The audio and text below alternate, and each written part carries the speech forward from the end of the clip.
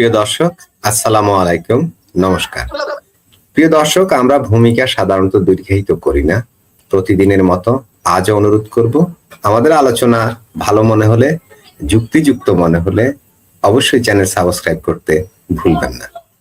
জি রফিক ভাই, আমরা দেশের মঙ্গল চাই। আমি ফরিদ ভাইয়ের কাছে একটু আসবো যে ফরিদ ভাই, তেল, গ্যাস, বিদ্যুৎ, টিকা, দ্রব্যমূল্যের ঊর্ধ্বগতি এসব নিয়ে আলোচনা না করে জুলাই সনদ নিয়ে শোরগোল কেন সংসদে? এটা নিয়ে কিন্তু অনেক কথা হচ্ছে, প্রশ্ন। এটা কিন্তু একদম পাড়া গায়ের চায়ের টেবিল পর্যন্ত এই জল্পনা কল্পনা, এই প্রশ্ন যে জাতীয় গুরুত্বপূর্ণ বিষয় আলোচনা না করে জুলাই সনদ নিয়ে ওনারা সংসদে হই হট্টগোল করছেন। সরকার কি গুরুত্বপূর্ণ ইস্যু এড়িয়ে যাচ্ছে বলে মনে করেন ফরিদ ভাই, এবং কেন করছেন এটা? ধন্যবাদ আপনাকে আবারও। এরা তো তাই করবে, যার কাজ তারই সাজে, অন্য করলে ঝাঁঝর বাজে। আমার ভাবির পোলারা মেম্বার হইতে পারবে না, তারা জানে না একটা ইউনিয়ন পরিষদ কিভাবে চালাইতে হয়, তারা জানে না ইউনিয়ন পরিষদ কিভাবে ম্যানেজ করতে হয়, তারা জানে না ইউনিয়ন পরিষদের যে যারা বাসিন্দা তাদের সাথে কি বিহেভ করতে হবে, কিভাবে একটা ইউনিয়ন চালাতে হবে। এই অভিজ্ঞতা বা ইচ্ছা আকাঙ্ক্ষা কোনটাই তাদের নেই। তো তারা আসছে দেশ চালাইতে, তো এটা তো ঘটবেই। আপনি তো ওই মানে কিছু শব্দ উচ্চারণ করলে আবার ইউটিউবের সমস্যা করে। আমরা পাঠা আছে না, মানে পাঠা দিয়ে তো হাল চাষ করতে পারো না, তার জন্য তো গরু দরকার। কিন্তু আপনি কি করতেছেন, কাদের এখানে দিয়েছেন? তারা সিনিয়ররাই যা করতেছে, বড় মেয়ারাই যা করতেছে, ছোট মেয়ারা তো সুবহানাল্লাহ। আমাদের যারা সিনিয়র বিএনপিতে, যারা এর আগে এমপি ছিলেন, মন্ত্রী ছিলেন, এখনো হয়েছেন এমপি মন্ত্রী, তাদের ভাষাগুলোই আপনি দেখেন সামনে কয় সেকেন্ড কথা বলা হয়েছে, কয় মিনিট কথা বলা হয়েছে সংসদে। 500 শিশু মারা গেল। এমনকি এখন হামে মারা গেলে, সেটা আপনি কি জানেন যে হামে মারা গেলে সেটা এখন ডেথ সার্টিফিকেটে লেখেন হামে মারা গেছে, অন্য কিছু লেখে। তাহলে তারা সেগুলো নিয়েই কথা বলতেছে না। আর তারা জুলাই সনদ ফনদ নেই, কি ইন্ডেমনিটি ফিন্ডেমনিটি নিয়ে তো বলবেই।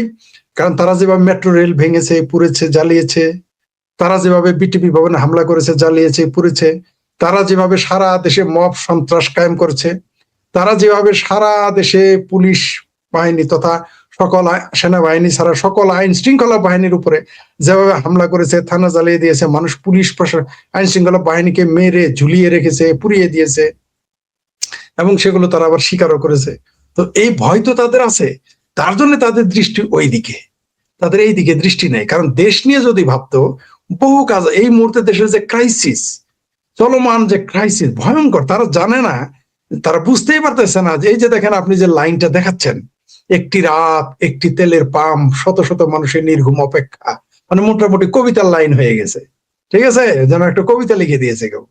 তেল নিয়ে এখন কবিতা লেখা যাবে মোটামুটি। এবং কবিতা লিখতে আপনার নতুন করে লাইন, পংক্তি, অনুচ্ছেদ, ছন্দ, এগুলো কিছুই দরকার নাই। জাস্ট আপনি পত্রিকার শিরোনামগুলো কাটিং করে একটু সাজিয়ে নিবেন, ওগুলো হুবহু দাড়ি কমা সেমিকোলনও বদলাবেন না, একটা চমৎকার কবিতা হয়ে যাবে, অসাধারণ কবিতা হয়ে যাবে। যেমন একটু একটা লাইন দেখাবেন, যেহেতু আমি কবিতা লিখি, আমি তো বুঝি এটা মনে হয় কবিতার লাইন। তো এরকম এই যে তারা তো এগুলো বুঝে না, জানে না, চায়ও না। দেশ নিয়ে তাদের ভাবনায় নেই। তাদের ভাবনা হচ্ছে কিভাবে নিজেরা বাঁচতে পারবে এই আইনের ফাঁক ফকর থেকে, কিভাবে লুটপাট করতে পারবে, কিভাবে আওয়ামী লীগকে নিষিদ্ধ করতে পারবে, কিভাবে বঙ্গবন্ধু এবং মুক্তিযুদ্ধের চেতনাকে ধ্বংস করতে পারবে।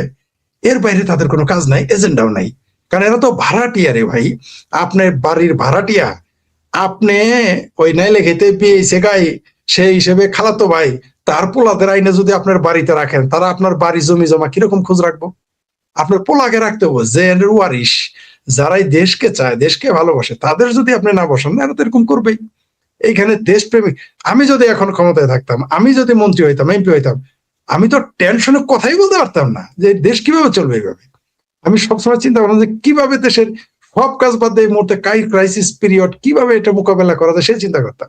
কোথায় তেল পাওয়া যাবে, যাতে ভবিষ্যতে সার কারখানা, জ্বালানির অভাবে সার কারখানা বন্ধ হয়ে যাচ্ছে। তার মানে কি, কোথায় হিট করবে? কৃষিতে। কৃষিতে হিট করলে কি হবে? দুর্ভিক্ষ লাগবে। কারণ আমরা এমনি 17 কোটি মানুষ, আমরা মোটামুটি এমন জজবা, এত মানুষ আমরা পয়দা করেছি যে আমরা তো পয়দাতে ফয়দা হবে শিখে ফেলেছি। মুখ দিয়েছেন যিনি, হার দিয়েছেন দিবেন তিনি, সেই চিন্তা করেছি। আমরা মানব সম্পদকে, মানব শক্তিকে সম্পদকে পরিণত করিনি, আমরা শুধু পয়দাই করেছি। করে এখন আমরা 18 কোটি মানুষ, এই মানুষের যে উৎপাদন দরকার, যেগুলো খাদ্য দরকার, কোথা থেকে আসবে? আপনি আমদানি রপ্তানিও তো করতে পারবেন না, কারণ আপনার ব্যাংকে টাকা থাকবে না, আপনার রিজার্ভে টাকা নাই, আপনি তো রপ্তানিও করতে পারবেন না, সেই মুহূর্তে তো আমাদের নাই, আর আমাদেরকে লোনও দিবে না। অথচ শেখ হাসিনার আমলে আমরা, আমাদের দেশ বিদেশিদের লোন দিত, আমরা দিয়েছি। শ্রীলঙ্কা ক্রাইসিস পিরিয়ড ছিল তখন বাংলাদেশ, আমরা দিয়েছি মানে আমাদের দেশ। আবার আওয়ামী লীগ বললে রাগ করবে, আওয়ামী লীগের দালাম ভাই আমার দেশ দিয়েছে, এটা তো আমি ক্রেডিট নিবো, এটা আমারও যেমন ক্রেডিট আপনারও তেমন credit। যে শেখ হাসিনার বিরুদ্ধে তারও ক্রেডিট, যে শেখ হাসিনার পক্ষে তার তো ক্রেডিট। এটা দেশের ক্রেডিট মানে সবার ক্রেডিট। শেখ হাসিনার ভালো কাজের মন্দ কাজের ক্রেডিট কেউ নিবেন না জানি, ভালো কাজের ক্রেডিট আবার সবাই নিতে চায়, নিবে, এটাই স্বাভাবিক। তাহলে শ্রীলঙ্কাকে আমরা সহযোগিতা করলাম, তারপর শুনলাম আফ্রিকা মহাদেশও কিছু সহযোগিতা করেছে।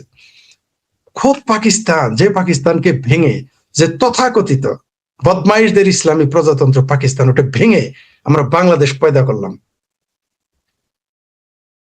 যেই পাকিস্তান বলেছিল আমরা টিকতে পারবো না, আমরা ভারতের কিছু কিছু ক্ষেত্রে ভারতের চেয়ে আমরা এগিয়ে গিয়েছিলাম কিছু কিছু ক্ষেত্রে।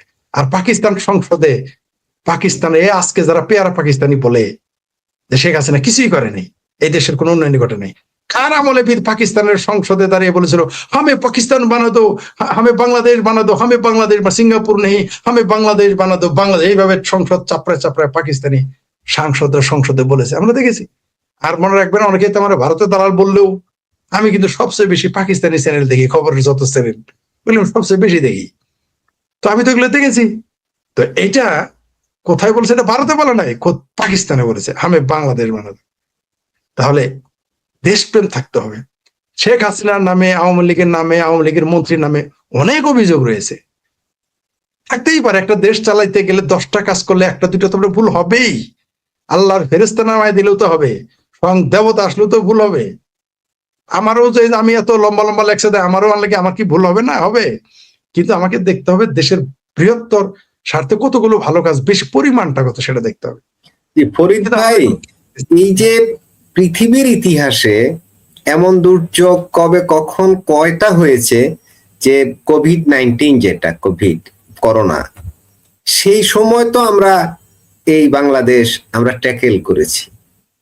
আমাদের তো এরকম হায় হুতাশ করতে হয়নি, বিশেষ করে টিকা এটা সেটা ওটা অনেক কিছুই তো ক্রাইসিস ছিল, কিন্তু কোনো কিছুরই তো সমস্যা হয়নি, সবকিছুই তো মেনটেন করা গেছে। এমনকি করোনার কি বলে ইউক্রেন যুদ্ধ, যখন গম, ভুট্টা, সয়াবিন, তারপরে সূর্যমুখীর তেল, এগুলোর সাপ্লাই বিশ্ব বাজারে এগুলোর দাম হু হু করে বাড়া শুরু হয়ে গেছে, তখনও তো বাংলাদেশ এগুলো ট্যাকেল তো করেছে। কিন্তু এখন যে অবস্থা, ওই কাঠটা, নির্ঘুম রাত, আমি দেখলাম আরো ছবি, আমি এত ছবি দেখাতে পারছি না, জাস্ট পাম্পে মশারি খাটিয়ে ঘুমিয়ে আছে, মানে কত 500-600 এই মোটরসাইকেলের যারা তেল নিতে আসছে এরকম